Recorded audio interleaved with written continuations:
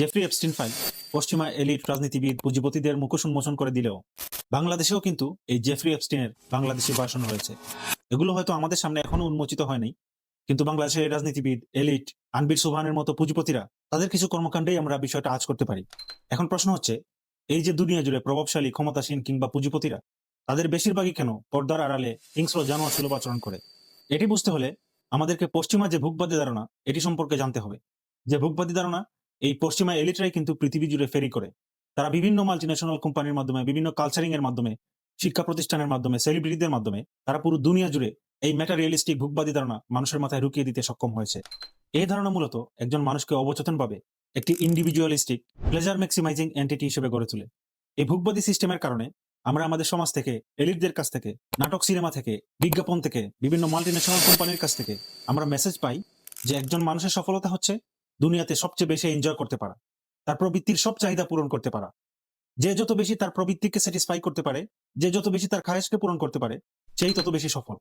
এই ভোগবাদী ধারণা আমাদের মাথায় ঢুকিয়ে দেয় আমাদের জীবন মাত্র একটাই, তাই যে কোনো মূল্যে এই দুনিয়াতে এনজয় করতে হবে, সবার চেয়ে আমাকে বেশি ভালো থাকতে হবে।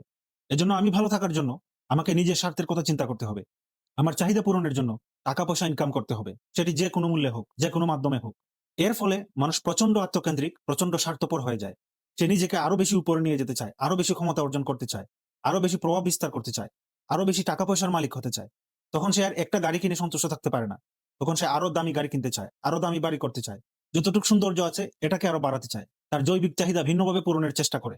এবং এই যে একটা কন্টিনিউয়াস রেসের মধ্যে মানুষ পড়ে যায়, মানুষের প্রবৃত্তির ফাঁদে পড়ে যায়, চাহিদার ফাঁদে পড়ে যায়, তখন এই চাহিদা, এই প্রবৃত্তির ফাঁদ থেকে মানুষ আর কখনোই বের হতে পারে না। কারণ মানুষের বৈশিষ্ট্যটাই এমন যে তার যখন যে চাহিদা থাকবে ওইটা পূরণ হলে আবার আরেকটা নতুন চাহিদা তৈরি হবে। এই চাহিদার কোনো সীমা পরিসীমা নেই।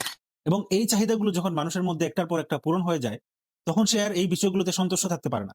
তখনই সে জীবনটাকে আরো ভিন্নভাবে এক্সপেরিমেন্ট করার জন্য অদ্ভুত সব কার্যক্রম শুরু করে, বিকৃত যৌনাচার শুরু করে। তখন সে ভিন্ন এক্সপেরিমেন্টের জন্য সমকামিতার দিকে আকৃষ্ট হয়। এভাবেই একজন মানুষ এই ভোগবাদী চিন্তার কারণে, এই ভোগবাদী দর্শনের কারণে তার মানবীয় সমস্ত গুণাবলী নষ্ট করে একদম পশুর কাতারে চলে যায়। এবং আমরা দেখতে পাচ্ছি এই জিনিসটাই এখন সমাজের মধ্যে ব্যাপকভাবে ছড়িয়ে পড়ছে। এখন সাধারণ মানুষের মধ্যেও অনেক বিকৃত চিন্তা ছড়িয়ে পড়ছে।